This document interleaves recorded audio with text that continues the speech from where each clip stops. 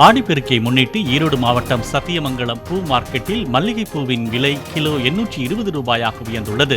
சத்தியமங்கலத்தை அடுத்துள்ள சிக்கரசம்பாளையம், புது கொய்யனூர், புது வடவெள்ளி உள்ளிட்ட 100க்கும் மேற்பட்ட கிராமங்களில் பல ஏக்கர் நிலப்பரப்பில் மல்லி, முல்லை பூக்கள் சாகுபடி செய்யப்படுகின்றன.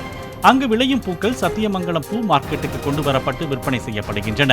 கோவை, திருப்பூர் மட்டுமின்றி ஆந்திரா, கேரளா மற்றும் கர்நாடகாவுக்கும் சில வெளிநாடுகளுக்கும் பூக்கள் அனுப்பப்படுகின்றன. நாளை ஆடிப்பெருக்கு என்பதால் பூக்களின் தேவை அதிகரித்து விலை கடுமையாக உயர்ந்துள்ளது.